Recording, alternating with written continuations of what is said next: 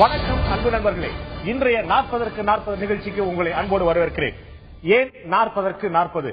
தமிழகத்தில் மொத்தம் 39 பாராளுமன்ற தொகுதிகள் இருக்கின்றன. புதுவையில் இருக்கக்கூடிய ஒரு தொகுதியை சேர்த்து மொத்தம் 40 தொகுதிகளை நாம் 40 தொகுதியில் கணக்கிட்டு வருகிறோம். 40க்கு 40 என்ற வார்த்தை அடிக்கடி தமிழக முதல்வர் ஜெயலலிதாவால் உச்சரிக்கப்படக்கூடிய விஷயம். 40 நமது என்று அவர் சொல்லிக் கொண்டிருக்கிறார்.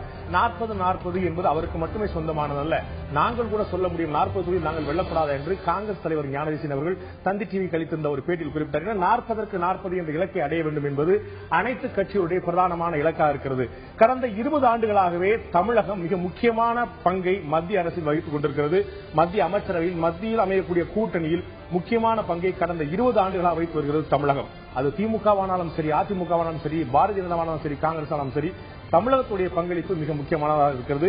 அந்த வகையில் இன்று இப்போது நடக்க இருக்கக்கூடிய 2014 ஆண்டுக்கான பொதுத் தேர்தல் மிக முக்கிய பங்கை தேசிய அளவில் மட்டுமல்லாமல் மாநில அளவிலும் சேர்த்து புதுவையும் சேர்த்து 40 தொகுதியிலும் மிக முக்கியமான பங்கை, மிக முக்கியமான திருப்பங்களை, மிக முக்கியமான எதிர்பார்ப்புகளை ஏற்படுத்தியிருக்கிறது. அதை முழுமையாக ஒவ்வொரு அங்குலம் அங்குலமாக முழுக்க தொகுதியில் அனைத்தையும் சேர்த்து உங்கள் கண் முன்னே இன்றைய தமிழகத்தின் நிலை என்ன என்பதை ஒப்பிட்டு வைப்பதற்காக, பிட்டு வைப்பதற்காக ஒரு கடுமையான முயற்சியை, ஒரு முதல் முறையான ஒரு முயற்சியை தந்தி டிவி எடுத்திருக்கிறது. இதில் நாம் ஒவ்வொரு தொகுதியும் அலச இருக்கிறோம். 40 தொகுதியிலும் தனித்தனி அலச இருக்கிறோம். ஒவ்வொரு நாளும் ஒவ்வொரு தொகுதி வர இருக்கிறது. 40 தொகுதி முழுமையாக அலசிருக்கிறோம். களத்தில் சென்று நம்முடைய தந்தியுடைய செய்தியாளர்கள் களத்தில் சென்று ஒரு மிக முக்கியமான ஆய்வு, மக்களுடைய கருத்து கணிப்பை, மக்களுடைய எண்ண ஓட்டங்களை பதிவு செய்திருக்கிறார்கள். அதை தாண்டி நீங்கள் விளம்பரங்களில் பார்த்திருக்க முடியும், தந்தி டிவியுடைய விளம்பரத்தில் பார்த்து இதுவரை இல்லாத பிரம்மாண்டமான ஒரு கருத்து கணிப்பு என்ற ஒரு வார்த்தை. வழக்கமாக எல்லோரும் சொல்லக்கூடிய விஷயங்கள் அல்ல. இந்திய தொலைக்காட்சி வரலாற்றில் முதல் முறையாக என்று வெறுமனை விளம்பரத்துக்காக மட்டும் செய்யப்பட்ட வாசகம் அல்ல. உண்மையிலேயே இதுவரை இந்தியாவில் எந்த ஒரு தொலைக்காட்சியும் செய்யாத ஒரு முயற்சியாக, குறிப்பாக தமிழகத்தில் எந்த ஒரு தொலைக்காட்சியும் முயற்சித்து பார்க்காத ஒரு விஷயமாக மிகப்பெரிய பிரம்மாண்டமான ஒரு கருத்து கணிப்பை தமிழகத்தில் தந்தி டிவி அரங்கேற்றி இருக்கிறது. எந்த வகையில் இது ஒரு பிரம்மாண்டமான கருத்து கணிப்பு என்பதற்கு முக்கியமான காரணம் இருக்கிறது. இதுவரை இந்தியா முழுக்க இணைந்து பல்வேறு கருத்து கணிப்புகளை பல்வேறு தொலைக்காட்சிகள் நடத்தியிருக்கின்றன. அதில் அவர்கள் பயன்படுத்திய எந்த ஆண்டு இந்த கருத்து கணிப்பு நடந்தது, அவர் எவ்வளவு சாம்பிள் பயன்படுத்தார் என்ற முக்கியமான விஷயத்தை நாம் பார்க்க இருக்கிறோம். இதற்கு முன்னால் 2013 ஆண்டு ஏபிபி நியூஸ் மற்றும் நீல்சன் ஏஜென்சி நடத்திய கருத்து கணிப்பு 33,408 சாம்பிள்கள். மொத்தமாக அவர் கருத்து கணிப்பு நடத்திய ஆட்களுடைய எண்ணிக்கை பார்த்தீங்கன்னா 33,408 நபர்களிடம் கருத்து கணிப்பு நடத்தினார் 2013 ஆண்டு மே மாதம். அதே மாதிரி 2013 ஆண்டு ஜூலை மாதத்தில் CNN, IBN மற்றும் தி ஹிந்து நடத்திய கருத்து கணிப்பு 9,062 மக்கள் சாம்பிள் எடுத்திருக்கிறார்கள். மொத்தம் 18 மாநிலங்கள் நடத்தப்பட்ட கருத்து கணிப்பு இது.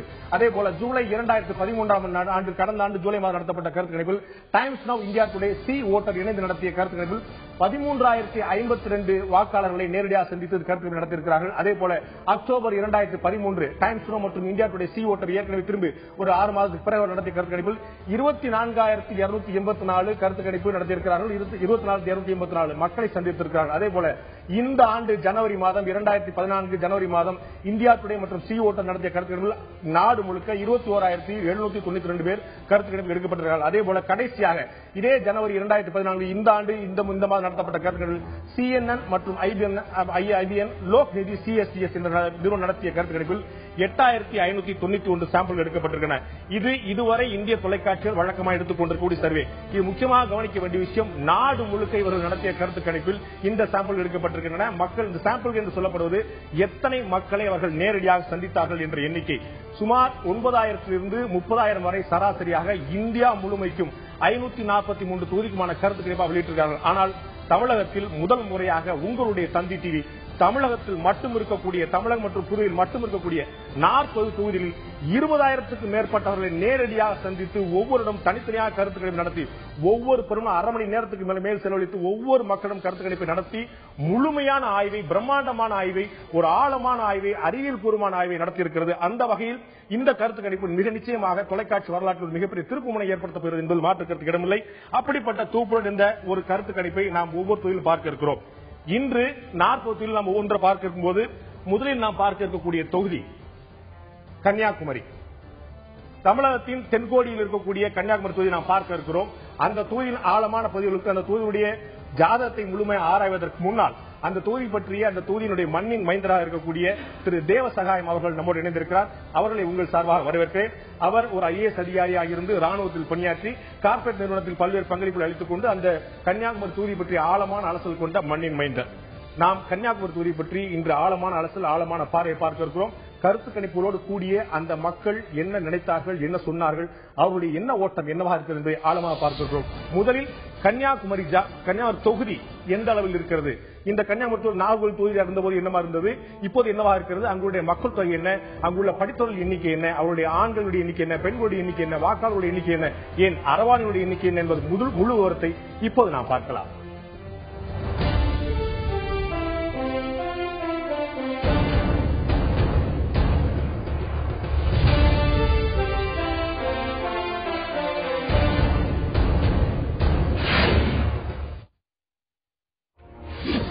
இந்தியாவின் தெற்கு எல்லையாகவும் தமிழகத்தின் கடைக்கோடி மாவட்டமாகவும் திகழும் கன்னியாகுமரிக்கு படித்தவர்கள் அதிகமுள்ள மாவட்டம் என்ற பெருமையும் உண்டு.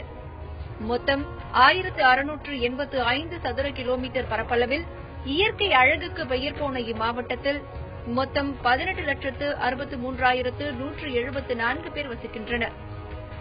இம்மாவட்டத்தில் கல்வியறிவு சராசரியாக 92.14 உள்ளது. தொகுதி மறுசீரமைப்புக்கு முன்னர் இது நாகர்கோவில் தொகுதியாக இருந்தது. தொகுதி மறுசீரமைப்பில் இது கன்னியாகுமரி தொகுதியாக மாறியுள்ளது.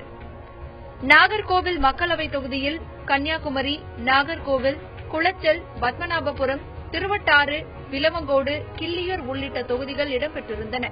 புதிய கன்னியாகுமரி தொகுதியில் திருவட்டாறு மட்டும் நீக்கப்பட்டு மற்ற தொகுதிகள் அப்படியே இடம்பெற்றுள்ளன. கன்னியாகுமரி தொகுதியின் மொத்த வாக்காளர் எண்ணிக்கை 14,30,918. இதில் ஆண்கள் 7,24,438 பேர், பெண்கள் 7,06,416 பேர். 64 திருநங்கைகளும் இந்த தொகுதியில் வாக்குரிமை பெற்றுள்ளனர். மேலும் இந்த தேர்தலில் 27,269 ஆண்கள், 30,320 பெண்கள் என மொத்தம் 57,589 பேர் முதன்முறையாக தங்களின் ஜனநாயக கடமையை ஆற்ற உள்ளனர்.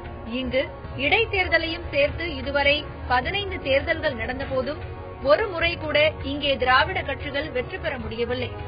கடந்த 1969 இடைத்தேர்தல் மற்றும் 1971 ஆண்டு பொதுத் தேர்தலில் காமராஜர் இந்த தொகுதியில் வெற்றி பெற்றார். அதன் பிறகு இதுவரை 12 முறை காங்கிரஸ் கட்சி இங்கு வெற்றி பெற்றுள்ளது. பாரதிய ஜனதா ஒரு முறையும், மார்க்சிஸ்ட் கம்யூனிஸ்ட் கட்சி ஒரு முறையும் வெற்றி பெற்றிருக்கிறது. அதிமுகவை பொறுத்தவரை கன்னியாகுமரி தொகுதி ஓர் எட்டாக்கணிதான். இதனால் கடந்த 1977 முதல் 2004 வரை அதிமுக இங்கு போட்டியிடவே இல்லை. கடந்த 2009 நாடாளுமன்ற தேர்தலில் ஐக்கிய முற்போக்கு கூட்டணியில் இடம்பெற்றிருந்த திமுகவிற்கு கன்னியாகுமரி தொகுதி ஒதுக்கப்பட்டது. இதில் திமுக சார்பாக ஹெலன் டேவிட்சன் வேட்பாளராக நிறுத்தப்பட்டார். இவரை எதிர்த்து தேசிய ஜனநாயக கூட்டணியில் இடம்பெற்றிருந்த பாஜகவைச் சேர்ந்த பொன் ராதாகிருஷ்ணன் வேட்பாளராக நிறுத்தப்பட்டார். இவர் 1999 ஆண்டு கன்னியாகுமரி நாடாளுமன்ற உறுப்பினராக பதவி வகித்தவர். மேலும் இவர்களுடன் கடந்த 2004 ஆண்டு கன்னியாகுமரி நாடாளுமன்ற உறுப்பினராக பதவி வகித்த மார்க்சிஸ்ட் கம்யூனிஸ்ட் கட்சியைச் சேர்ந்த பெல்லார்மின் களமிறக்கப்பட்டார். மேலும் தேமுதிக கட்சியைச் சேர்ந்த ஆஸ்டின், பகுஜன் சமாஜ் கட்சியைச் சேர்ந்த சிவகாமி, லோக் ஜனசக்தி கட்சியைச் சேர்ந்த அருள் துணிலன் மற்றும் 14 சுயேட்சை வேட்பாளர்கள் ஆகியோர் போட்டியிட்டனர். கடந்த 2011 சட்டமன்ற தேர்தலில் ஐக்கிய முற்போக்கு கூட்டணிக்கு 4 தொகுதிகளில் வெற்றி கிட்டியது. குளச்சல், விலவங்கோடு, கிள்ளியூர் தொகுதிகளை காங்கிரசும், பத்மநாபபுரம் தொகுதியை திமுகவும் கைப்பற்றியது. கன்னியாகுமரி, நாகர்கோவில் தொகுதிகளை அதிமுக கைப்பற்றியது. ஆம் நண்பரே, கன்னியாகுமரி பாராளுமன்ற தொகுதியுடைய முழுமையான ஜாதகத்தை நாம் பார்த்தோம். இதற்கு முன்னால் யார் வெற்றி பெற்றிருந்தார்கள், யார் யார் போட்டியிட்டிருந்தார்கள், இப்போது இருக்கக்கூடிய எம்பி யார் என்பது பற்றிய விரிவான விவரத்தை நாம் பார்க்க இருக்கிறோம். அதற்கு முன்னால் இது ஒரு முக்கியமான விஷயம் நாம் பார்க்கணும்னா, ஒரு தேசிய பார்வை கொண்ட ஒரு தொகுதி பாராளுமன்ற தொகுதி வந்து தமிழகத்துடைய கடைக்கோடி பகுதியில் இருந்தாலும் கூட கேரளா ஒட்டியிருக்கக்கூடியனால என்ன ஒரு தேசிய பார்வை அதிகம் கொண்ட பகுதி, கிறிஸ்தவர்கள் அதிகம் இருக்கக்கூடிய பகுதியும் கூட. நான் திரு தேவசாமி அவர்கிட்ட கேட்க விரும்புறேன், நீங்க அந்த மண்ணின் மைந்தர், உங்களுக்கு அந்த ஒரு ஆழமான பார்வை உண்டு. நம்ம ஏற்கனவே சொன்ன போல தேசிய கட்சிகளுடைய தாக்கம் அங்கு அதிகம், மாநில கட்சிகளுடைய திராவிட கட்சியுடைய தாக்கம் அங்கு கிடையாது. உங்களுடைய பார்வையில அந்த தொகுதியை பற்றி கொஞ்சம் தகவல் சொல்லுங்க. இந்த கேள்விக்கு பதில் சொல்றதுக்கு முன்னால நான் தந்தி டிவி வாழ்த்த கடமைப்பட்டிருக்கிறேன். ஏன்னா முதல் முறையாக இந்த மாதிரி நீங்க ஒரு பண்றீங்க. அது தமிழ்நாட்டுக்கு தென்கோடி மாத்திரம் இல்ல, பாரத மாதாவுக்கு பாதம். அது 2014 இந்த பாராளுமன்ற தேர்தல் ஒரு மாற்றத்தை கொண்டு வரப்போகின்றது. இந்திய ஜனநாயகத்துக்கு ஒரு மாற்று பாதையில் அந்த பாதையை பாத கமலங்கள் நீங்க ஆரம்பிச்சுக்கிறீங்க கன்னியாகுமரி ஜில்லா. அது உங்களுக்கு தந்தி டிவிக்கு இந்த மனமார்ந்த வாழ்த்துக்கள். நன்றி. கான்ஸ்டிடியூஷனை பற்றி பார்லிமெண்டரி கான்ஸ்டியூஷன் பற்றி சொன்னீங்கன்னா இது 1956 டிராவங்கூர் கொச்சின் ஸ்டேட்ல இருந்து தமிழ்நாடுக்கு வந்தது. திருவாங்கூர் சமஸ்தானத்திலிருந்து தமிழகத்துக்கு கொண்டு தமிழ்நாடு.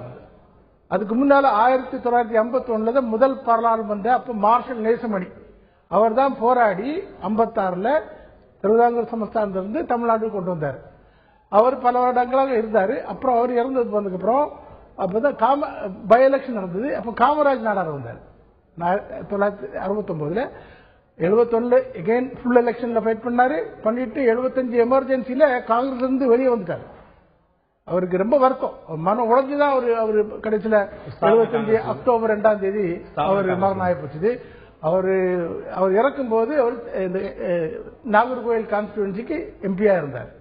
அதுக்கப்புறம் நீங்க பாத்தீங்கன்னா இது எப்பவுமே தேசிய கட்சிகள் தான் அங்க ஜெயித்து இருக்கு. காங்கிரஸ், தமிழ்நாடு மாநில காங்கிரஸ்க்கு ஒரு உருவம். அப்புறம் 1999 பிஜேபி முதல் முறையா ஜெயிக்குது. இதுல ஒரு பெக்கூலியர் என்னன்னா 1999 பொன் ராதாகிருஷ்ணன் பிஜேபிக்கு ஜெயிக்கும் போது சப்போர்ட் பண்ணது டிஎம்கே சப்போர்ட். ஓகே. 2004 அதுக்கு நேர் எதிரான கம்யூனிஸ்ட் கட்சி பெல்லாரமில் ஜெயிக்கும் போது அது சப்போர்ட் பண்ணது டிஎம்கே. 2009 மாத்திரம் அவங்க தேசிய கட்சிக்கு டிக்கெட் கொடுக்காம தனது கட்சிக்கே எடுத்துக்கிட்டு ஹெலன் டேவிட்சன் முதல் முறையாக வரலாறு மாறிய சந்தர்ப்பம் 2009 தேர்தல். அது காங்கிரஸ் சப்போர்ட்ல தான் பண்ணாங்க. அதனால இது எப்பவுமே தேசிய கட்சியோட இருந்த. இதுக்கிட்ட இன்னொரு முக்கியமானது ஜனதா கட்சி 1977 ஜெயபிரகாஷ் நாராயண் மூவ்மெண்ட்டுக்கு அப்புறம் எமர்ஜென்சிக்கு அப்புறம் நடந்தது. தமிழ்நாட்டில் ஒரே ஜனதா குமரி ஆனந்தன் வெற்றி பெற்றார். மாற்று விதமான ஒரு தொகுதி. தொடர்ந்து நம்ம பேசலாம். ஏற்கனவே சொன்னது போல தேசிய கட்சிகளுடைய மையமாக திகழக்கூடிய கன்னியாகுமரி தொகுதி முதல் முறையாக கடந்த 2009 தேர்தலில் திமுக வேட்பாளரான ஹெலன் டேவிட்சனை எம்பியாக பெற்றது. அந்த ஹெலன் டேவிட்சன் கடந்த 5 ஆண்டுகளாக பாராளுமன்றத்தில் எப்படி செயல்பட்டார், எத்தனை நாட்கள் பாராளுமன்றத்துக்கு வந்தார், எத்தனை கேள்விகளை பாராளுமன்றத்தில் எழுப்பினார், தொகுதி நிதியை எவ்வாறு செலவழித்தார், அவருடைய ஜாதகத்தை இப்போது பார்க்கலாம்.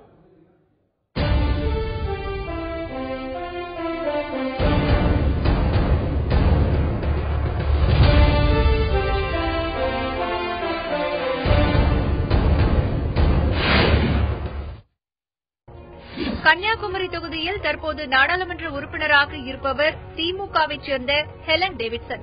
காங்கிரஸ் கோட்டையாக இருந்த இந்த தொகுதியை 2009ஆம் ஆண்டு திமுக கைப்பற்றியது.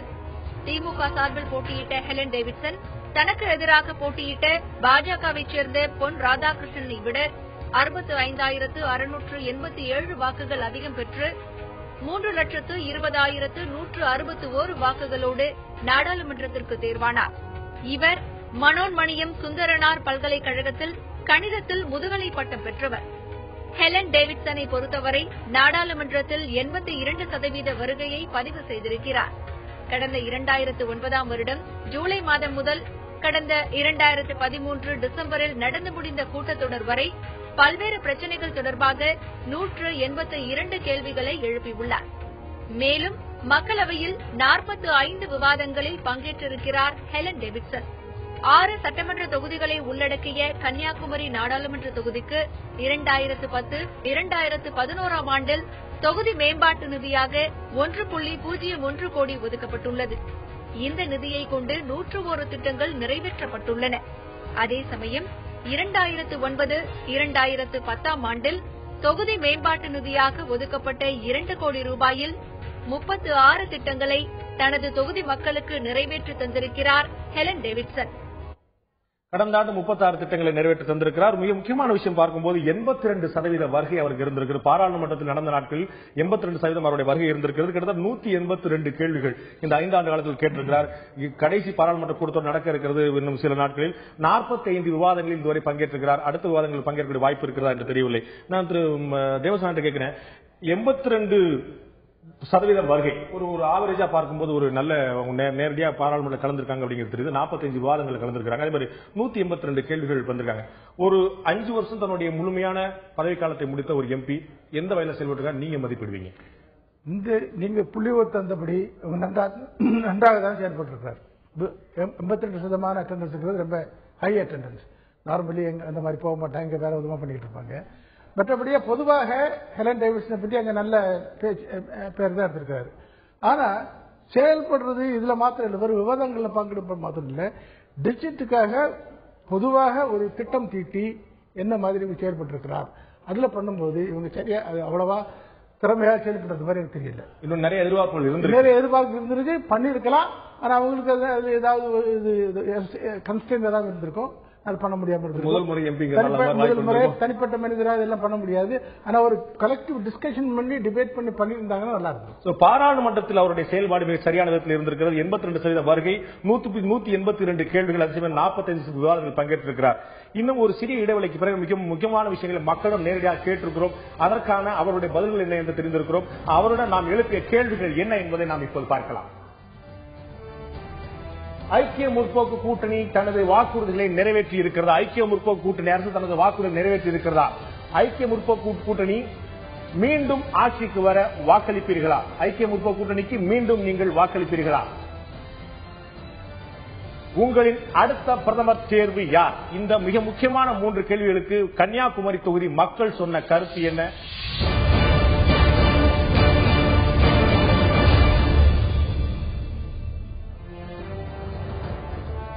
மீண்டும் 40க்கு 40 நிகழ்ச்சிக்கு உங்களை வரவேற்கிற நண்பர்களே. தமிழகத்தில் இருக்கக்கூடிய 39 தொகுதி மற்றும் புதுவையில் இருக்கக்கூடிய ஒரு தொகுதி சேர்த்து மொத்தம் 40 தொகுதிகளுடைய முழுமையான விவரங்களை நாம் இந்த அலசி ஆராய்ந்து கொண்டிருக்கிறோம். மக்களுக்கு மிக முக்கியமான அளவில் தமிழகம் முழுக்க, இந்தியா முழுக்க எங்கேயுமே நடந்திராத வகையில் மிகப்பெரிய ஒரு கருத்துக்களை நடத்திருக்கிறோம். அந்த கருத்துக்களின் முடிவுகள் உங்களுக்காக காத்திருக்கின்றன. முதலில் கன்னியாகுமரி தொகுதியை நாம் அலசி ஆராய்ந்து கொண்டிருக்கிறோம். கன்னியாகுமரி பாராளுமன்ற தொகுதிக்குள் மொத்தம் 6 சட்டசபை தொகுதிகள் இருக்கின்றன. அந்த 6 சட்டசபை தொகுதியில் முதலில் முக்கடல் சங்கமிக்கக்கூடிய கன்னியாகுமரி சட்டமன்ற தொகுதியுடைய மக்களுடைய நிலைமை, மக்களுடைய எண்ண ஓட்டம் என்னவாக இருக்கிறது என்பதை முதலில் பார்க்கலாம். மீன்பிடி தொழில் பிரதான தொழிலாக உள்ளது.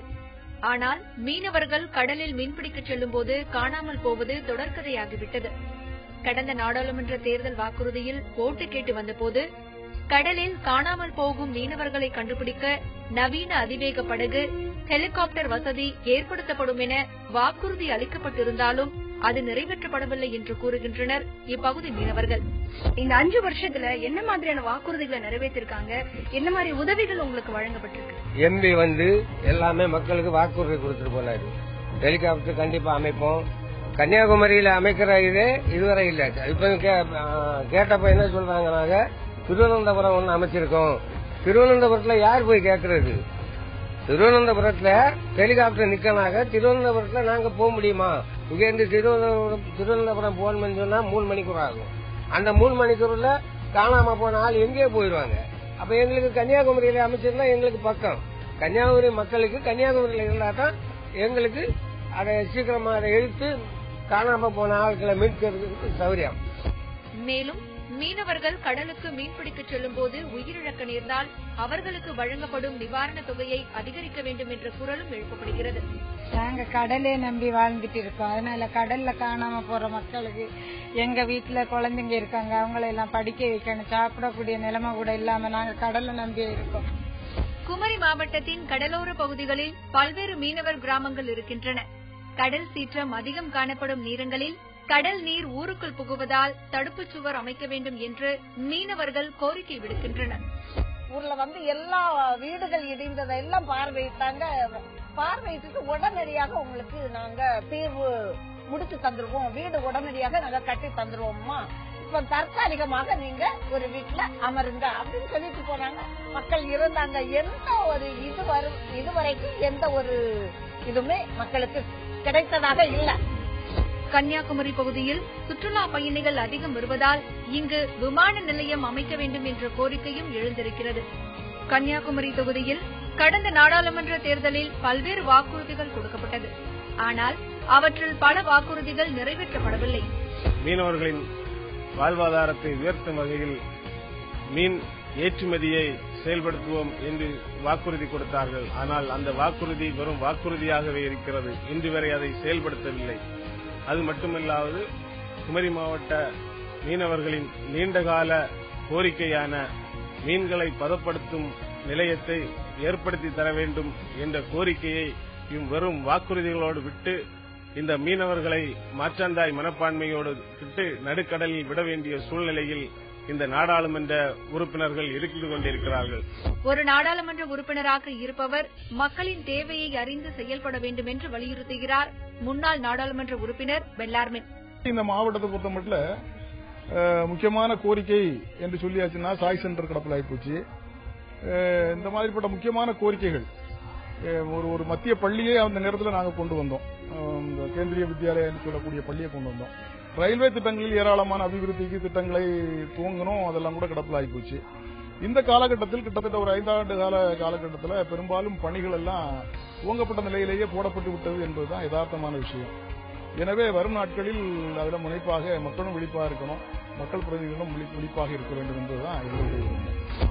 தேர்தல் வாக்குறுதிக்காக மட்டும் மீனவர்கள் பிரச்சினை கையில் எடுக்கப்படுவதும் பின்னர் தேர்தலில் வெற்றி பெற்றதும் அதை மறந்து விடுவதுமே வழக்கமாக இருக்கும் நிலையில் இனி வரக்கூடிய நாடாளுமன்ற உறுப்பினர் தங்களுடைய பிரச்சனையை கவனத்தில் கொள்ள வேண்டும் என்பதே மீனவ சமுதாயத்தினரின் கோரிக்கையாக உள்ளது. மக்களை விட மக்கள் பிரதிநிதிகள் மிகவும் கவனமாக இருக்க வேண்டிய நேரமாக தெரிகிறது. தேர்தல் சீசன் என்பதால் மக்களுடைய பிரதிநிதிகள் நிச்சயமாக கவனமாக இருந்து ஆக வேண்டும். குமரி பிரச்சனைகள் நம்ம முக்கியமா பார்த்தோம். கன்னியாகுமரியில் நம்ம நிறைய இங்க ராமநாதபுரம், புதுக்கோட்டை உட்பட பல்வேறு மாவட்டங்களுடைய மீனவர்களுக்கு ஒரு பிரச்சனை, இலங்கை பிரச்சனை பிரதானமா இருந்தது. அப்படின்னா இந்த மீனவர்களுக்கு பாத்தீங்கன்னா அங்க ஒரு அடிப்படை வாழ்வாதாரத்துக்கான விஷயம், கடலோட அரிப்புகளுக்கான மாற்று வழி கிடையாது. அதே போல அங்க பதப்படுத்தும் தொழிற்சாலை ரொம்ப நாள் கேட்டிருக்காங்க, இல்லை அப்படின்னாங்க. கன்னியாகுமரி சட்டசபை தொகுதியில் இருக்கக்கூடிய மிக முக்கியமான அந்த மீனவர்களுடைய பிரச்சனை, அதை தாண்டி 3 விதமான பிரச்சனைகள் சொன்னாங்க. 3 மிகவும் முக்கியமான பிரச்சனைகள் தான். தலையாய பிரச்சனை மீனவர்கள் பிரச்சனை. அந்த ஏரியாவில் பாத்தீங்கன்னா அந்த கன்னியாகுமரி மாவட்டம், கன்னியாகுமரி தொகுதியை தொட்டு தான் உலகத்திலேயே 2வது ஹையஸ்ட் கான்சென்ட்ரேஷன் ஆஃப் ஃபிஷ், வார்ஜ் பேங்க்னு சொல்லுவாங்க. அதாவது கன்னியாகுமரியிலிருந்து அப்படியே தொட்டு மீன் வளகம் 2வது பெரிய வார்ஜ் பேங்க். அதுல வெறும் மீன் பிடிச்சா மாத்திரம் போதாது, கம்ப்ளீட்டா அதை ப்ராசஸ் பண்ணி வேல்யூ அடிஷன் பண்ணி அது பெரிய பொருளாதார ஏதாவது மாத்தலாம். கச்சத்தீவுக்கு போறதுக்கு மேல கன்னியாகுமரி பக்கம் போலாம். ஆமா, அது கச்சத்தீவு பிடிச்சமா டைம் வேஸ்ட் பண்ணிட்டு இருக்காங்க. அதோட பெரிய வளம் அங்கே இருக்கு. ஆனா அந்த வளத்தை டெவலப் பண்றது வெறும் போய் மீன் பிடிச்சா மாத்திரம் போதாது, அதை வேல்யூ அடிஷன் பண்ணி பெரிய ஒரு தொழிலா கொண்டு வந்திருக்கலாம். இதுவரை கொண்டு வரல. அது உண்மையில வாஸ்தவம் தான். எந்த எம்பியும் அதை அட்டன் பண்ண மாதிரி தெரியல. 2வது சுனாமில நாகப்பட்டினம், கடலூருக்கு அடுத்தபடியாக பாதிக்கப்பட்டவங்க கன்னியாகுமரி டிஸ்ட்ரிக்ட், கன்னியாகுமரி கான்ஸ்டிடியூன்சி, பக்கத்து கான்ஸ்டிடியூன்சி. இருந்தா கூட இதுவரை அதுக்குள்ள சரியான ரிஹாபிலிட்டேஷன் பண்ணி முடியல. 3வது மிக முக்கியமாக கன்னியாகுமரி சுற்றுலா. இந்தியாவிலே one of the top most tourist area. அங்க பாத்தீங்கன்னா பரிதாபமா இருக்கு. ஏதோ இது ஒரு கும்பல் மாதிரி, ஒரு ஸ்லம் மாதிரி கிரியேட் பண்ணி வச்சிருக்காங்க. இப்ப கன்னியாகுமரி பாத்தீங்கன்னா கடலே தெரிய மாட்டேங்குது. நான் போயிருந்தேன் சில மாதத்துக்கு முன்னாடி போயிருக்கும்போது ரொம்ப கடைகள் தெரியுது, கடலோட தெரிய மாட்டேங்குது. கடல் பார்க்க வேண்டிய எங்க இருக்கு, கடல் தேட வேண்டியிருக்கு. அதனால நான் சொல்ல வந்தது என்னன்னா, பாராளுமன்ற உறுப்பினரோ அங்க உள்ள கலெக்டர்ஸையோ சரியா ஒரு ஃபார்ம் பண்ணி அவங்க டெவலப் பண்ணி ஒரு பொருளாதார ரீதியாக மிகவும் உயர்த்தப்படலாம். ஆனா படுத்தப்படவில்லை. அதிகமான உயரத்தை கன்னியாகுமரி சட்டமன்ற தொகுதி மட்டுமல்ல, கன்னியாகுமரி பாராளுமன்ற தொகுதி அடைய முடியும். முக்கியமான பார்வையா இருக்கு. கன்னியாகுமரி பாராளுமன்ற தொகுதிக்கு உள்ளே இருக்கக்கூடிய மலையாள வாடை அதிகமாக வீசக்கூடிய பத்மநாபபுரம் சட்டமன்ற தொகுதியுடைய நிலைமை என்ன, இப்போது பார்க்கலாம். இந்தியாவிலேயே அதிகம் ரப்பர் விளையும் மாவட்டங்களில் முதலாவதாக இருக்கிறது கன்னியாகுமரி மாவட்டம்.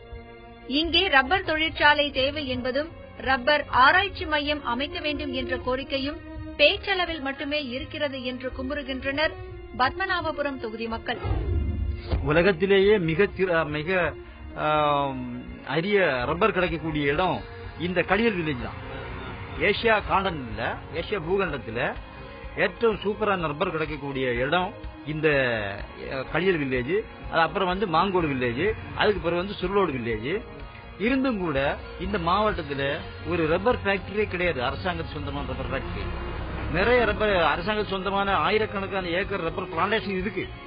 இருந்தும் கூட இங்க ஒரு ரப்பர் ஃபேக்டரி கிடையாது. அரசாங்கத்துக்கு தேவையான டயர், டியூப் எல்லாம் ஏராளமா பண்ணலாம் ஃபேக்டரியில. ஆனா அவங்க எந்த இதுமே இந்த ரப்பரை பற்றி எந்த இதுவுமே பண்ணல. பத்மநாபபுரம் தொகுதிக்கு உட்பட்ட பகுதியில் மத்திய விளையாட்டுத்துறையின் சார்பில் சாய் சப் சென்டர் அமைப்பதற்காக 2004ஆம் ஆண்டு அடிக்கல் நாட்டப்பட்டது. ஆனால் அது அப்படியே கிடப்பில் போடப்பட்டு விட்டதாக இப்பகுதி மக்கள் குற்றம் சாட்டுகின்றனர். விளையாட்டு மைதானம் அமைக்கலாம்னு சொல்லிட்டு அதுவும் இது பண்ணல. அது வந்து தொண்டரசன் அவங்க வந்து கொண்டு வந்த திட்டம் பிஜேபி கவர்மெண்ட்ல. அதையும் அதை வந்து நாங்க கண்டினியூ பண்ணணும்னு சொன்னாங்க. அதை பத்தி எந்த இதுவுமே இது பண்ணல. வனங்களை பாதுகாப்பதற்காக சமீபத்தில் வெளியிடப்பட்ட கஸ்தூரி ரங்கன் அறிக்கையால் பத்மநாபபுரம் தொகுதிக்கு உட்பட்ட மக்கள் கலக்கத்தில் உள்ளனர். காரணம், இந்த அறிக்கை நடைமுறைப்படுத்தப்பட்டால் வனங்களை ஒட்டி வாழ்கிற மக்கள் தங்கள் வாழ்வாதாரத்தை இழக்க நேரிடும் என்று வருத்தம் தெரிவிக்கின்றனர். வனங்களை ஒட்டி வாழக்கூடிய மக்களுடைய வாழ்வாதாரம் கேள்விக்குறியாகும் என்ற நிலைமை எழுந்திருக்கிறது. பத்மநாபபுரம் தொகுதி பற்றி நான் திரு தேவசாமி அவர்கிட்ட கேட்க விரும்புறேன். ரப்பருடைய தொழில் பற்றி ரொம்ப வருத்தத்தை தெரிவிச்சாங்க திரு தேவசாமி. சொன்னது மாதிரி உலகத்திலேயே தரம் உயர்ந்த ரப்பர் விளைகிறது வந்து கன்னியாகுமரி மாவட்டத்தில், முக்கியமாக பத்மநாபபுரம் தொகுதியில். 60 வருஷம் 70 வருஷமா தமிழ்நாடுக்கு வந்து 60 வருஷம் ஆக போகுது. நான் இந்த சின்ன வயசுல இருக்கும் போதே கேள்விப்பட்டிருக்கேன், ரப்பர் தொழிற்சாலை வரப்போகுது. இதுவரை ஒரு தொழிற்சாலை வரல. பெரிய தொழிற்சாலை கொண்டு வர வேண்டிய தேவையில்லை. ஒரு சிறு தொழிற்சாலைகளை கொண்டு ஒரு ரப்பர் இண்டஸ்ட்ரியல் எஸ்டேட் அமைத்திருந்தால் இந்த ரப்பரை ரொம்ப ஹை வேல்யூ அடிஷன் அந்த மாவட்டமே ஒரு செழிப்படைஞ்சு. அந்த மீன் சொன்னது மாதிரி அதே மாதிரி கன்னியாகுமரியில் இல்லாத வளங்கள் எங்கேயுமே இல்லைங்க. இந்தியாவில் பல இடங்களில் போயிருக்கேன். கன்னியாகுமரி மாவட்டத்தை மாதிரி வளங்கள் எங்கேயுமே இல்லை. இதை மாத்திரம் சரியா பிளான் பண்ணி பொருளாதார முறையில் டெவலப் பண்ணியிருந்தாங்கன்னா எங்கேயோ போயிருக்கலாம். கன்னியாகுமரி மாவட்டம் மாத்திரம் இல்லை, தமிழ்நாடுமே எங்கேயோ போயிருக்கலாம். ஆனா ஒண்ணுமே அந்த வளத்தை பண்ணல. இப்ப அப்படியே ரா ரப்பரா எடுத்து அதை ஷீட் கிரியேட் பண்ணி வெளியே கொண்டு போயிடுறாங்க. அதை ப்ராசஸிங் பண்றதுல ப்ராசஸ் பண்ணி ஷீட்டா பண்றாங்க. ஷீட் பண்ணி அதை வெளியே கொண்டு போயிடுறாங்க. ரா மெட்டீரியலா வெளியே கொண்டு போயிடுறாங்க. நிறைய ப்ராடக்ட் கொண்டு வர முடியும். எவ்வளவோ ப்ராடக்ட். அதான் பெரிய ஃபேக்டரி போட்டதுல ஒரு பிரயோஜனம் இல்லை. நான் எப்பவுமே பெரிய ஃபேக்டரி எகென்ஸ்டா தான் இருந்தேன். சிறு தொழிலுக்கு ஒரு பெரிய இண்டஸ்ட்ரியல் எஸ்டேட் அமைத்து அதுக்கு டெக்னாலஜி ரிசர்ச் பார்க் கொண்டு உருவாக்கி பண்ணியிருந்தா மிகவும் அருமையாக பண்ணியிருக்காங்க. ரெண்டாவது வந்து இந்த ஃபாரஸ்ட் வனவளத்தில் இப்ப பிரச்சனை சொன்னாங்க. ஈஸ்டர்ன் அந்த வெஸ்டர்ன் காட் ப்ரோக்ராம் இல்லையா, இதுல அங்க என்ன வருதுன்னா கன்னியாகுமரி டிஸ்ட்ரிக்ட் முழுதுக்குமே இது பொருந்தும். ஆனா முக்கியமாக பத்மநாபபுரத்துக்கு என்னன்னா ஒரு கான்ஃபிளிக்ட் வருது, என்வாயர்மெண்ட் அண்ட் டெவலப்மெண்ட். இப்ப வந்து நம்ம காடு தேவை, வளர்ச்சியும் தேவை, ரெண்டுக்கு நடுவில் அது எப்படி பண்றது? அதை நல்லா பிளான் பண்ணி யோசிச்சு பண்ணாதான் பண்ண முடியும். தெளிவான திட்டம் ஒண்ணுமே திட்டமா ஒண்ணும் பண்ணல. அதனால ஒரு சைடுல அவங்க சொல்றாங்க எங்களால இது பண்ண முடியாது, ஒரு சைடுல காடு போகுது. ஒரு பிளான் டெவலப்மெண்ட் இல்ல. ஒரு எம்பியும் அந்த லைன்ல திங்க் பண்றது மாதிரி எனக்கு தெரியல. கன்னியாகுமரி டிஸ்ட்ரிக்ட் பொறுத்தவரை இல்ல, மற்ற டிஸ்ட்ரிக்ட் நான் சொல்ல விரும்பல. கன்னியாகுமரி தொகுதியில ஒரு நல்ல எம்பி பிளான் பண்ணி எஃபெக்டிவா ஒரு டெவலப்மெண்ட் கொண்டு வர எம்பி தான் இனி வரணும். வந்தாதான் அதிகாரிகளும் வேலை செய்வாங்க. ஒரு தொலைநோக்கு பார்வை கொண்ட ஒரு எம்பி தேவை அப்படிங்கிறது திரு தேவசாயத்தோட கருத்தா இருக்கிறது. அங்குள்ள மக்களுடைய பல்வேறு கருத்தை நாம் தொடர்ந்து அறிந்து கொண்டிருக்கிறோம். மக்களிடம் நாம் கேட்டிருக்கக்கூடிய இன்னொரு 2 முக்கியமான கேள்விகள் என்ன என்பதை பார்க்கலாம். சிறிய இடைவெளிக்கு பிறகு அந்த கேள்வி நாம் பார்க்க போகிறோம். மக்களிடம் நாம் கேட்ட கேள்விகள் என்ன? இந்தியாவின் ஆகச் சிறந்த தலைவர் யார் என்று நீங்கள் நினைக்கிறீர்கள்? ஒட்டுமொத்த நாட்டுடைய சிறந்த தலைவர் யார் என்று நீங்கள் நினைக்கிறீர்கள் என்று மக்களிடம் கேட்டிருந்தோம். இன்னொரு முக்கியமான கேள்வி, உங்களுடைய வாக்கு தேசிய கட்சிக்கா அல்லது மாநில கட்சிக்கா? இந்த பாராளுமன்ற தேர்தலில் உங்களுடைய வாக்கு தேசிய கட்சிக்கா அல்லது மாநில கட்சிக்கா? இந்த கேள்விகளுக்கு மக்களுடைய பதில் என்னவாக இருந்தது? கன்னியாகுமரி மக்களுடைய பதில் என்னவாக இருந்தது?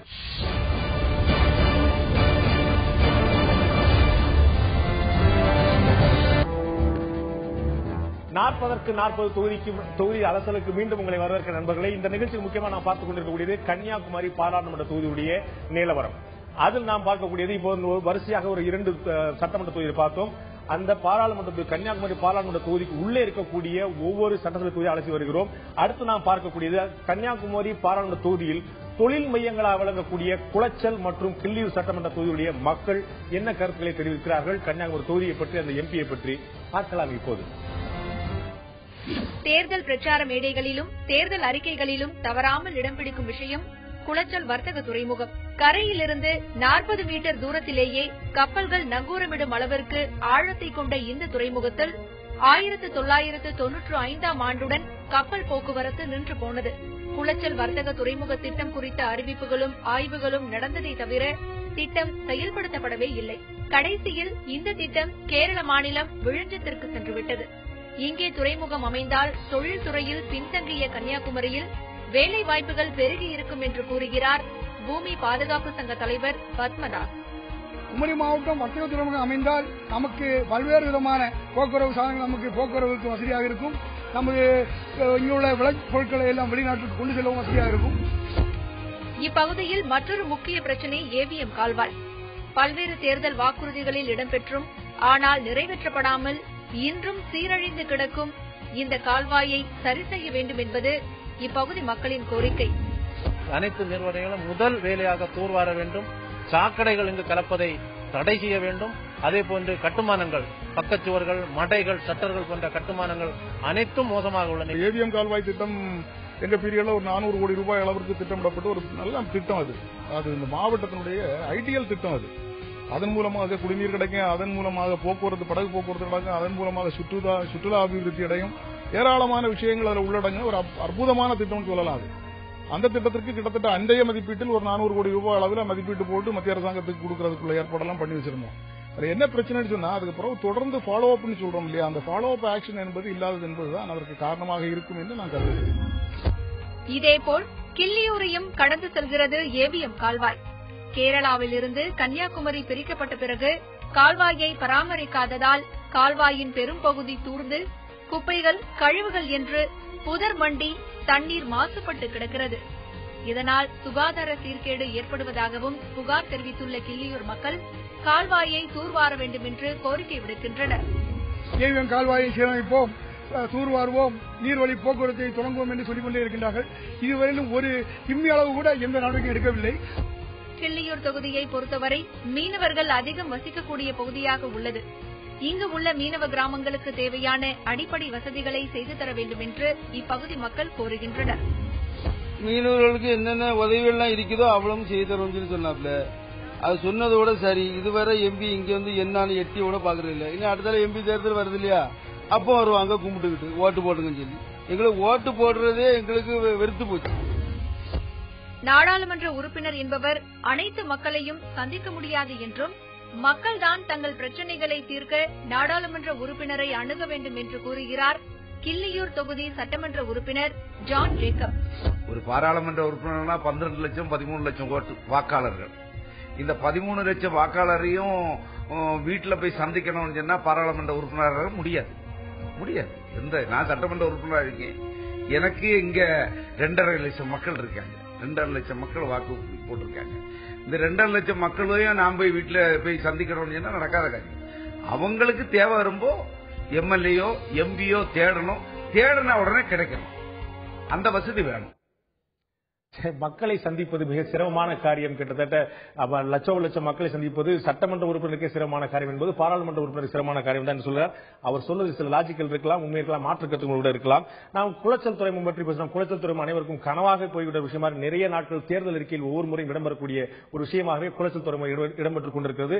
அடுத்து நாம் கன்னியாகுமரி பாராளுமன்ற தொகுதியில் நாம் பார்க்க இருக்கக்கூடிய சட்டமன்ற தொகுதி நாஞ்சில் நாடு என்று அழைக்கப்படக்கூடிய விளவங்கோடு சட்டமன்ற தொகுதி. அதை நாம் இப்போது பார்க்கலாம். கேரள எல்லையை ஒட்டியுள்ள விளவங்கோடு பகுதியில் கேரள மாநிலத்திலிருந்து கொண்டுவரப்படும் இறைச்சி கழிவுகளால் சுகாதார சீர்கேடு ஏற்படுகிறது என்கின்றனர் விளவங்கோடு பகுதி மக்கள். அண்டை மாநிலத்திலிருந்து கோழி கழிவுகளும் இறைச்சி கழிவுகளும் ஆஸ்பத்திரி கழிவுகள் எல்லாம் கொண்டு வந்து எங்கள் மாவட்டத்தில் கொட்டுகிறார்கள். எங்கள் களியக்காவிளை பகுதியில் இருக்கின்ற நீர் ஓடைகளிலும் கால்வாய்களிலும் சானல்களிலும் கொட்டுகின்ற காரணத்தினால் மழை காலங்களிலே அதில் விஷ கிருமிகள் குடிநீர் திட்டங்களில் பரவி மக்களுக்கு கூடிய நோய்களை ஏற்படுத்தி மக்கள் அவதிப்படுகிறார்கள். மார்த்தாண்டம் பகுதியில் போக்குவரத்து நெரிசல் அதிகமாக காணப்படுவதால் பொதுமக்கள் அதிகம் பாதிக்கப்படுகின்றனர். மேலும் இங்கு பேருந்து நிலையம் அமைக்கும் பணி ஆமை வேகத்தில் நடைபெறுவதாகவும் குற்றம் சாட்டப்படுகிறது. 1.5 வருஷத்துல முடிக்கிறான்னு இப்ப இது கிட்டத்தட்ட 5 வருஷத்துக்கு மேல ஆகியாச்சு. இதை தொடங்கி 1 வருஷம் மேல நடந்து, இதுக்கப்புறம் 4 வருஷம் சும்மா நடந்தது. இப்ப ஒரு 3 மாசம் வந்து நடக்குது. விளவங்கோடு பகுதியிலும் ரப்பர் தொழிலில் ஈடுபடும் தொழிலாளர்கள் அதிகம் பேர் வசிக்கின்றனர். இவர்களுக்கு ஊதியம் குறைவாக வழங்கப்படுவதாக தொழிலாளர்கள் குற்றம் சாட்டுகின்றனர். மேலும் உழைப்பிற்கு ஏற்ற ஊதியத்தை வழங்க வேண்டும் என்று ரப்பர் தொழிலாளர்கள் குரல் எழுப்புகின்றனர். வேலையை விட்டு நான் திரும்ப போகும்போது நோயாலத்தான் போகணும். அதே மாதிரி கடமை வேலை. அப்ப இத பலமுறை நாங்க சம்பள டிமாண்ட் வச்சு பலமுறை நாங்க காங்கிரஸ் எம்பி கிட்ட எம்எல்ஏ கிட்ட எல்லாம் பேசி பார்த்தோம். பல போராட்டங்கள் நடத்தி பார்த்தோம். அவங்க கண்டுகொள்ளவே இல்லை. உலகிலேயே உயர்ந்த ரப்பர் கிடைக்கிறது கன்னியாகுமரி மாவட்டத்தில் தான் கிடைக்குது. அது வந்து சர்வதேச ஆய்வு நிறுவனம் சொல்லுது கன்னியாகுமரி மாவட்டத்தில் தான் உயர்ந்த ரப்பர் கிடைக்குது. இப்போ ரப்பர் பூங்கா அமைக்கணும் செம்பவராமபுதூர்ல நிலம் ஒதுக்கீடு செய்தாங்க, நிதி ஒதுக்கீடு செய்தாங்க. அது கல்லு நாட்டுனது அப்படியே இருந்துகிட்டு இருக்கு. அதுக்கு பின்னால எந்த நகழ்வும் இல்லை. விளவங்கோடு மட்டுமல்லாமல் ஒட்டுமொத்த கன்னியாகுமரி மாவட்டத்திலுமே கூட ரப்பர் தோட்ட தொழிலாளர்களுடைய ரப்பர் தோட்ட முதலாளிகளுடைய கவலை பெருமையாக இருக்கிறது, பெருமிதமாக இருக்கிறது, அதிகமாக இருக்கிறது. அவர்களுடைய கவலை புரிந்து கொள்ள வேண்டியது திரு தேவசம் ஏற்கனவே சொன்ன போல அங்கு வந்து தொழிற்சாலைகள் தேவை, பெரிய அளவில் தொழிற்சாலை தேவையில்லாட்டாலும் கூட சிறிய தொழிற்சாலைகளால் அதனுடைய ப்ராசஸ் செய்வதற்கும் அடுத்தடுத்து கொண்டு வருவதற்கான தொழிற்சாலை அதிகமாக தேவைப்படுகிறது. நாம் கன்னியாகுமரி பாராளுமன்ற தொகுதியில் அடுத்த கட்டமாக பார்க்க இருக்கிறது. திரும்பிய இடமெல்லாம் இடதுசாரியுடைய மேடை முழக்கங்கள் அதிகமாக தென்படக்கூடிய நாகர்கோயில் சட்டமன்ற தொகுதியுடைய நிலவரம் அதை இப்போது நாம் பார்க்கலாம். அபாயகரமான குழிகளோடு காட்சியளிக்கிறது நாகர்கோவில் திருவனந்தபுரம் தேசிய நெடுஞ்சாலை. பல வணிக நிறுவனங்கள் சாலையின் பெரும் பகுதியை ஆக்கிரமிக்க சாலையை விரிவுபடுத்தும் திட்டத்தை கடந்த 10 ஆண்டுகளாக கிடப்பில் போட்டிருக்கிறார்கள். தினமும் உயிரை கையில் பிடித்துக் கொண்டு இந்த சாலையில் பயணிக்கிறோம் என கொதிக்கிறார்கள் நாகர்கோவில் பகுதி மக்கள். கடந்த 2 வருஷமா இந்த ரோடு வந்து இந்த நிலைமையில தான் இருக்குது. எவ்வளவோ அரசியல்வாதிங்க எல்லாம் போய்கிட்டு இருக்காங்க. ஆனா அதை வந்து யாருமே கண்டுக்கிட்டதே கிடையாது. இதனால ஓட்டுறதுனால 2 வீலர்ல போறவங்களுக்கு ரொம்ப சிரமமா இருக்குது. மழை நேரத்துல வந்து பாத்தீங்கன்னா குண்டு எது கிடங்கு பள்ள எது தண்ணி எது கிடங்கு ஒண்ணுமே தெரியல. இதனால நிறைய விபத்துகள் நிறைய நடக்குது. நிறைய உயிரிழப்பு கூட நிறைய அதிகமா இருக்கு. கண்ணால கூட பாத்துருக்கோம். நிறைய பேர் எங்களுக்கு முன்னாடி ஆக்சிடென்ட் ஆக்கி ரோட்ல ஓட்டோட குளத்துல ஓடிருக்கோம். ரொம்ப பேக் பெயின் வரும். ஒவ்வொரு நிமிஷமும் நான் ரொம்ப கஷ்டப்பட்டு அப்படியே தான் இருக்கும். சொல்லிட்டே இருப்பேன் மெதுவா போங்க ரொம்ப கஷ்டமா இருக்கும்.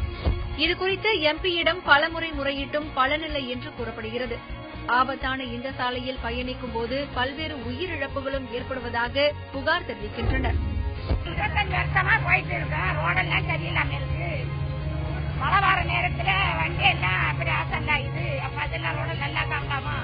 உடம்பு வலியோட ஒரு பஸ் யாத்திரை செஞ்ச உடனே வீட்டுல போய் பெண்கள் சரி ஆண்கள் சரி படுத்தலாம். அவ்வளவோ குறுக்கு வலி குறுக்கு வேதனை தூக்கி போட்டு ரோடு சரியில்லாம.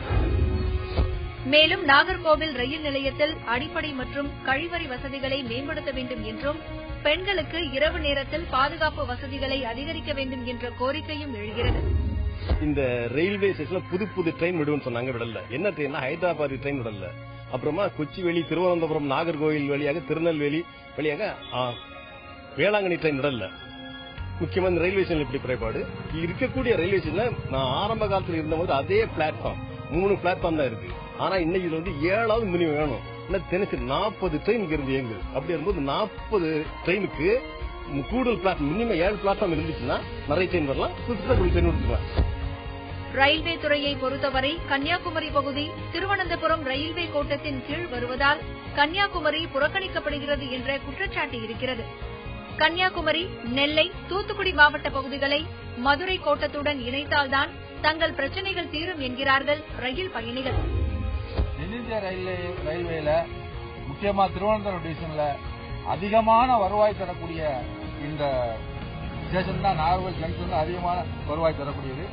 இந்த வருவாய் தரக்கூடிய இந்த ஸ்டேஷன்ல அடிஷனல் ட்ரெயின் விடாத காரணத்தினால இந்த பலன்கள் எல்லாம் தனியார் ஆம்னி பஸ் பயன்படுத்துகிறார்கள்.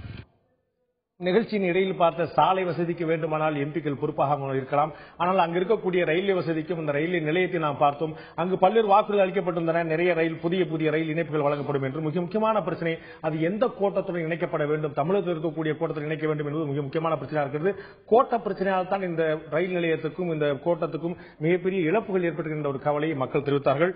நாம் திரு தேவசாயம் கேட்க விரும்புகிறேன். நம்ம பார்த்தோம், ஒரு 3 தொகுதி பார்த்தோம். நம்ம சட்டமன்ற தொகுதி பார்த்தோம், 11 மாவட்டம், கிள்ளிராவட்டம், நம்ம எல்லாம் பார்த்தோம். அங்கு அவங்களுடைய மக்கள் சொன்னாங்க, இப்ப ரப்பர் பத்தி சொன்னாங்க, அதே மாதிரி ரயில் நிலையம் பத்தி சொன்னாங்க. உங்களுடைய பார்வை, மக்களுடைய கருத்து. 3 முக்கியமான பிரச்சனைகள் முன்வைத்தார்கள் குளச்சல்லையும் நாகர்கோவிலையும்.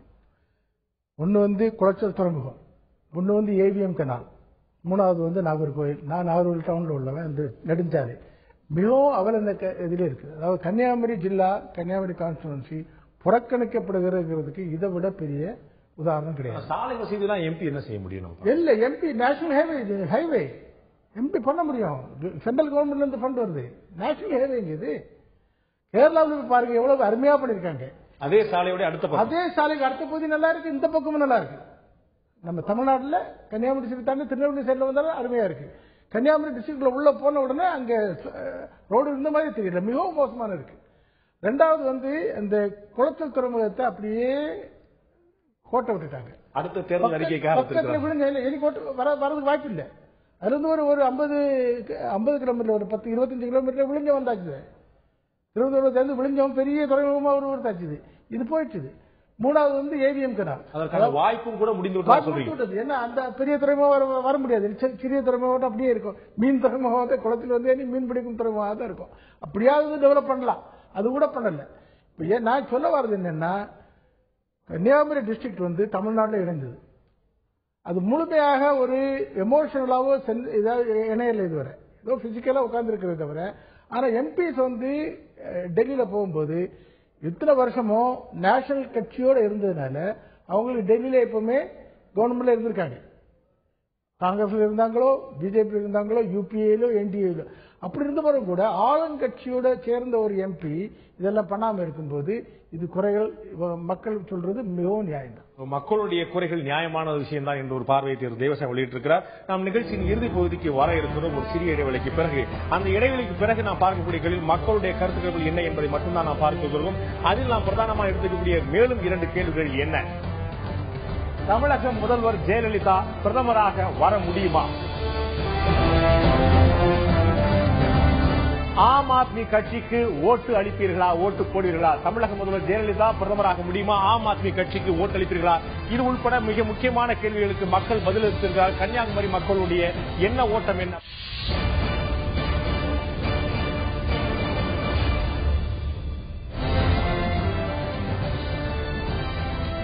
மீண்டும் 40க்கு 40 நிகழ்ச்சி உங்களை வரவேற்கிற நண்பர்களே. கன்னியாகுமரி பாராளுமன்ற தொகுதியுடைய முழுமையான கள ஆய்வை நாம் பார்த்தோம்.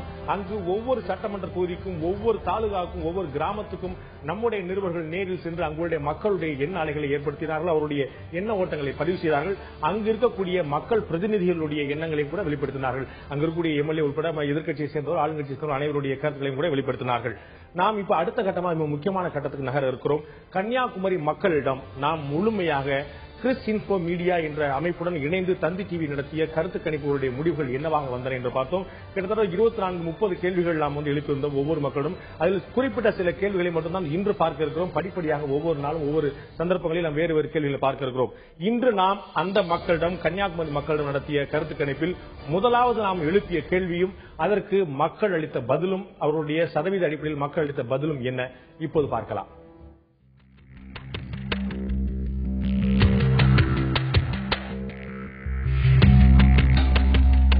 எழுப்பிய கேள்வி: ஐக்கிய முற்போக்கு கூட்டணி தனது வாக்குறுதிகளை நிறைவேற்றி இருக்கிறதா? இந்த கூட்டணி அரசு இரண்டாவது கட்டமாக ஆட்சி இருக்கக்கூடிய இந்த கூட்டணி அரசு தனது வாக்குறுதி நிறைவேற்றுகிறதா என்ற கேள்விக்கு நிறைவேற்றி இருக்கிறது என்று 28% மக்களும், நிறைவேற்றவில்லை என்று 72% மக்களும் தங்களுடைய கருத்துக்களை தெரிவித்திருக்கிறார். 72% மக்கள் ஐக்கிய முற்போக்கு கூட்டணியுடைய இரண்டாவது ஆட்சி காலம் தங்களுடைய கருத்துக்களை வெளிப்படுத்தவில்லை, தங்களுடைய வாக்குறுதிகள் நிறைவேற்றவில்லை என்ற கருத்தை தெரிவித்திருக்கிறார்கள். இன்னொரு மிக முக்கியமான கேள்வியும் இது தொடர்பாக எழுப்பியிருக்கிறோம். அந்த கேள்வி மக்களுடைய கருத்து என்ன என்று இப்போது பார்க்கலாம்.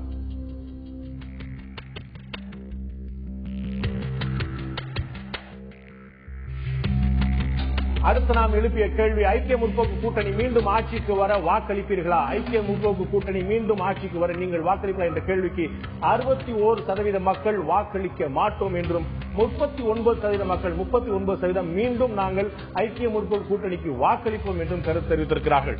இதுல மிக முக்கியமான 2 விஷயங்கள் நான் திரு தேவசாமி கேட்க விரும்புறேன். ஒரு முக்கியமான அடிப்படையான பார்வையை நம்ம 2ஆ பிரிச்சுக்கிறோம். ஒன்னு, தங்களுடைய வாக்குறுதியை ஐக்கிய முற்போக்கு கூட்டணி அரசு நிறைவேற்றுகிறார் என்று கேட்டோம். அதற்கு 70-30 என்ற அளவில் வெளிப்படுது. அதே மாதிரி நீங்கள் மீண்டும் ஐக்கிய முற்போக்கு கூட்டணிக்கு வாக்களிப்பீர்களா என்ற கேள்விக்கு 60-40 என்ற அளவில் வெளியிடுகிறது. இந்த கூட்டணியுடைய அந்த தேர்தல் வாக்குறுதியில் நிறைவேற்றுவது, மக்கள் வாக்களிப்பது, இரண்டுக்கு ஒரு சின்ன வித்தியாசம் தெரிகிறது. ஏன்னா அது கட்சி பாசம் அதுல இருக்கும் இல்லையா? எனக்கு ஆச்சரியமா தான் இருக்கு. இந்த 2014 எலெக்ஷன்ல ஐக்கிய முன்னணி கூட்டணியே தமிழ்நாட்டில் கிடையாது. ஐக்கிய முன்னணி கூட்டணி யாரு? திமுகவும் காங்கிரசும். அதான் இப்ப இல்லன்னு சொல்லிட்டாங்களே. இன்னும் கூட முடிஞ்சு வரதுக்குள்ள வாய்ப்பு இல்லை. எனக்கு தெரிஞ்சவரை வாய்ப்பு இல்லை. அதனால ஒருவேளை நம்ம ஐக்கிய முற்போக்கு கூட்டணி வந்து நம்ம வந்து கருத்து நடத்திய போது ஒருவேளை மீண்டும் காங்கிரசும் திமுகவும் உள்ள அந்த கூட்டணி வந்தால் அவர்களுக்கு வாக்களிக்க முடியுமா? ஒரு காரணம் இருக்கலாம். இது வந்து கன்னியாகுமரி சேர்ந்து பழைய கால காங்கிரஸ். காங்கிரஸ் பற்றி உள்ளவங்க இப்ப கூட கொஞ்சம் பேர் இருக்காங்க. 31% மக்கள் மீண்டும் வாக்களிப்போம் என்று தெரிவித்தார். அந்த காங்கிரஸ் பற்றி உள்ளவங்க இப்பவும் இருக்கிறாங்க கொஞ்சம் பேர். அவங்க நியமா சொல்லுறதுனாலதான் 39 ஆயிருக்கு. வலுவான ஓட்டு வங்கி அவங்க என்னன்னா செயல் இல்லாம இருந்தா கூட அந்த பழைய பாசத்தினால ஓட்டு போட்டு போய் சொல்லிருப்பாங்க. கருத்துக்கள் வேறு, விமர்சனங்கள் வேறு இருந்தாலும் அந்த கட்சியுடைய ஓட்டு வங்கி அசையாமல் இருக்கிறது என்பதை முக்கியமாக பார்க்கிறோம். அடுத்து நாம் கன்னியாகுமரி தொகுதி மக்களிடம் எழுப்பிய முக்கியமான கேள்விகள், அதற்கான பதில் என்ன என்பதை இப்போது நாம் பார்க்கலாம்.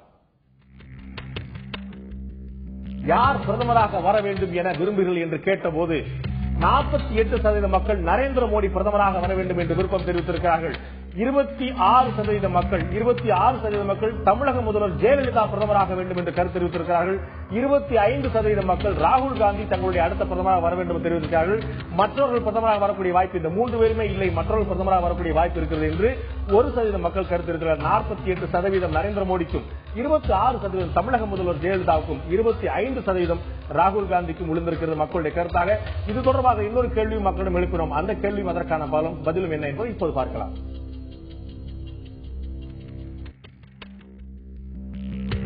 தற்போதைய சிக்கல்களில் இருந்து இந்தியாவை மீட்டெடுக்கும் திறன் யாருக்கு அதிகம் இருப்பதாக நினைக்கிறீர்கள் என்று கேள்வி எழுப்பியிருந்தோம். இதுவும் உங்களுடைய பிரதமர் வேட்பாளர் யார் என்பதற்கான ஒரு மாற்று கேள்விதான். இந்த சிக்கல்களுக்கு தீர்வு அளிக்கக்கூடிய சிறந்த தலைவராக 64% மக்கள் நரேந்திர மோடியை தெரிவித்திருக்கிறார்கள். 30% மக்கள் ராகுல் காந்தியை தெரிவித்திருக்கிறார்கள். 5% மக்கள் தமிழக முதல்வர் ஜெயலலிதாவை தெரிவித்திருக்கிறார்கள். மற்றவர்கள் 1% மற்றவர்கள் வரக்கூடிய வாய்ப்பு என்று 1% மக்கள் தெரிவித்திருக்கிறார்கள். நரேந்திர மோடி தங்களுடைய சிக்கல்களுக்கெல்லாம் தீர்வாக இருப்பார் என்று 64% பேரும், ராகுல் காந்தி சிறந்த தீர்வை அளிக்க முடியும் என்று 30% மக்கள் தங்களுடைய கருத்துக்களை தெரிவித்திருக்கிறார்கள். இதை பத்தி நான் திரு தேவசாமி கேட்கிறோம். ஏற்கனவே பார்த்தது நம்ம கட்சியை பார்த்தோம். அதற்கு பிறகு நம்ம பிரதமர் வேட்பாளர் யார் என்று பார்த்தபோது நரேந்திர மோடி, ராகுல் காந்தி, தமிழகத்தை பொறுத்தளவுக்கு ஒரு முக்கியமான விஷயம் இருக்கு. தமிழக முதல்வர் ஜெயலலிதா அந்த கட்சியுடைய அதிமுகவுடைய பிரதமர் வேட்பாளராக முன்னிறுத்தப்படுகிறார். அந்த தொண்டர்கள் அனைவரும் யோகவி தலைவரில் தமிழக முதல்வர் வர வேண்டும் என்ற விருப்பத்தை தெரிவித்திருக்கிறார்கள். அப்படி நாம் 3 வாய்ப்பாக தமிழகத்தில் பார்க்கிறோம். பெக்குலியர் கேஸா மற்ற மாநிலங்கள் இல்லாத ஒரு வாய்ப்பாக பார்க்கிறோம். அப்படிங்கும்போது அதிகமான பெரும்பான்மை மக்கள் நரேந்திர மோடியை தெரிவித்திருக்கிறார்கள். காங்கிரஸ் ஓட்டு வங்கி அதிகமாக இருக்கக்கூடிய இடம் பாரதிய ஜனதா, என்னுடைய நினைவு சரியாக இருந்தால் ஒரு முறை இங்கு பாராளுமன்ற தொகுதியை வென்றிருக்கிறது என்று நினைக்கிறேன். ஆனாலும் கூட 64% மக்கள் தற்போது நரேந்திர மோடி தங்களுடைய ஆகச்சிறந்த தலைவராக வர முடியும் என்று தெரிவித்திருக்கிறார். இது ஆச்சரியப்படுறதுக்கு ஒன்றும் இல்லை. ஏன்னா இப்ப கடந்த சில மாதங்களாகவே பாரதிய ஜனதா கட்சி, பர்டிகுலர்லி நரேந்திர மோடி மீடியாவில் ரொம்ப ஹை விசிபிலிட்டியா இருக்காரு. அதாவது நேஷனல் அஜெண்டா வச்சு போயிட்டு இருக்கிறார். அதனால இப்ப மற்ற காங்கிரசுக்கு கட்சிக்கு மேல தமிழ்நாட்டில் பல காரணங்களால ஒரு வெறுப்பு மாதிரி ஆரம்பிச்சு பல இஷ்யூஸ்ல. அதனால இவங்க என்ன பண்ணாங்க, நேஷனல் பார்ட்டி, கன்னியாகுமரி பொறுத்தமட்டில் எப்பவுமே ஒரு நேஷனல் பார்ட்டிக்கு அட்டாச்மெண்ட் நம்ம முந்தைய சொன்னோம். அவங்களுக்கு எப்போ ஒரு நேஷனல் பார்ட்டி வரும்போது இப்ப பாக்குறாங்க காங்கிரசுக்கு பதில் இடத்துல கம்யூனிஸ்ட் வர முடியல. அதனால இப்போ பிஜேபி இருக்கிறதுனால நேஷனல் பார்ட்டி நரேந்திர மோடி. ஜெயலலிதா அவர்களை பற்றி முதல்ல 26, ராகுல் காந்தியோட ஜாஸ்தி தமிழ்நாட்டில் அவங்க பிரதமர் சொல்றாங்க. மொத்தமா சேஞ்ச் பண்ண முடியுமான்னு சொல்றது 5. அது காரணம் என்ன தெரியுமா, ஜெயலலிதா இதுவரை ஒரு நேஷனல் பிகரா எமர்ஜ் ஆகல. இல்ல இருந்தாலும் கூட தமிழகத்தில் இவ்வளவு செய்த மக்கள் கன்னியாகுமரி ஆதரவு மிகப்பெரிய அவங்க கட்சிகள் பண்ணிருப்பாங்க. ஆனா நேஷனல் பிகரா வராதுனால ராகுல் காந்தியை பொறுத்த மட்டும் என்ன இது பிகர் கீழே போகுமே தவிர மேல வராது. அடுத்த மிக முக்கியமான கேள்வி எழுப்பியிருக்கிறோம். அந்த கேள்வியில் என்ன பார்க்கலாம். கன்னியாகுமரி மக்களிடம் ஒரு அடிப்படையான கேள்வியை கேட்டோம். உங்களுடைய வாக்கு இந்த நாடாளுமன்ற தேர்தலில் தேசிய கட்சிக்கா அல்லது மாநில கட்சிக்கா என்ற கேள்வி எழுப்பினோம். அதற்கான பதில்கள் என்ன என்பதை பார்க்கலாம். தேசிய கட்சிக்கு வாக்களிப்பீர்களா அல்லது மாநில கட்சிக்கு வாக்களிப்பா என்ற கேள்விக்கு தேசிய கட்சிக்கு தான் வாக்களிப்போம் என்று 69% மக்களும், மாநில கட்சிக்கு தான் வாக்களிப்போம் என்று 31% மக்களும் கருத்து தெரிவித்திருக்கிறார்கள். தேசிய கட்சிக்கு தான் வாக்களிப்பீர்கள் என்றால் எந்த தேசிய கட்சிக்கு வாக்களிப்பது என்று அடுத்த ஒரு கேள்வி வைக்கிறோம். அந்த கேள்விக்கு பதில் என்ன? உங்கள் தேர்வு தேசிய கட்சி என்றால் உங்களின் ஓட்டு யாருக்கு என்றபோது 60% மக்கள் பாரதிய ஜனதாவுக்கு என்றும், 36% மக்கள் காங்கிரஸ் கட்சிக்கு என்றும், 4% மக்கள் இடதுசாரி கட்சிகளான கம்யூனிஸ்ட் கட்சிக்கும் என்று தெரிவித்திருக்கிறார்கள். 60% ஓட்டு பாரதிய ஜனதாவுக்கும், 36% ஓட்டு காங்கிரசுக்கும், தேசிய கட்சி என்ற அளவில் 4% காங்கிரஸ் கம்யூனிஸ்டுக்கு விழுந்திருக்கிறது. மொத்தம் 100%, 60% பாஜகவுக்கும் 36% காங்கிரஸ் விழுந்திருக்கிறது. இதை தாண்டி இன்னொரு கேள்வியும் கேட்டோம். உங்களுடைய ஓட்டு மாநில கட்சிக்கு என்றானால் எந்த மாநில கட்சியை நீங்கள் தேர்ந்தெடுப்பீர்கள் என்று கேட்டோம். மாநில கட்சிக்கு உங்கள் ஓட்டு என்றால் அது எந்த கட்சிக்கு என்ற கேள்விக்கு 78% மக்கள் அதிமுகவுக்கு தான் எங்களுடைய வாக்கு என்றும், 13% மக்கள் திமுகவுக்கு எங்களுடைய வாக்கு என்றும், 2% மக்கள் தேமுதிகவுக்கு எங்களுடைய வாக்கு என்றும், 4% மக்கள் மதிமுகவுக்கு எங்களுடைய வாக்கு என்றும், 3% மக்கள் பாமகவுக்கு, கன்னியாகுமரி தொகுதியில் 3% மக்கள் பாமகவுக்கு என்னுடைய வாக்குகள் எடுத்திருக்கிறார்கள். 78% அதிமுக, 13% திமுக, 2% தேமுதிக, பாமக 3%, மதிமுக 4%. இது ஒரு வேறுபட்ட பார்வை தெரிவித்திருக்காரு. நான் திரு தேவசாயத்தை கேட்க பாத்தீங்கன்னா, தேசிய கட்சிக்கா மாநில கட்சிக்கா அப்படின்னு ஒரு அடிப்படையில் தெரிஞ்சிச்சு. ஒரு பெரும்பான்மை, அறுதி பெரும்பான்மை மக்கள் தேசிய கட்சி தான் சொல்லிட்டாங்க. தேசிய கட்சியில யாருக்கு அப்படின்னா, நம்ம ஒரு பார்த்தோம், ஒரு கிறிஸ்தவர்கள் அதிகம் நிறைந்திருக்கக்கூடிய தொகுதி, ஒரே ஒரு முறை தான் பாராளுமன்ற தொகுதியை, அங்க லோக்சபா தொகுதியை வென்றெடுத்திருக்கிறது பாரதிய ஜனதா.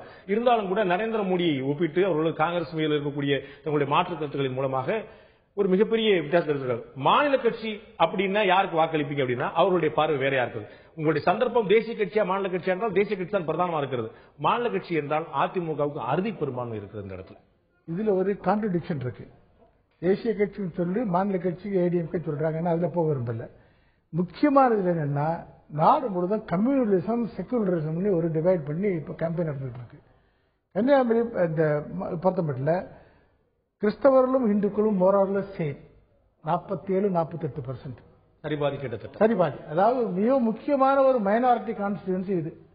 அந்த கான்ஸ்டிடியூஷன்ல மோடியை ப்ரிஃபர் பண்றாங்கன்னா அப்ப வந்து இந்த செக்குலரிசம் கம்யூனிசம், இந்த கம்யூனிசம் டிபேட் மக்கள் அதுல வந்து இன்ட்ரெஸ்ட் இருந்த மதச்சார்பற்ற மதவாதம் அப்படிங்கிற விஷயம் எடுபடல.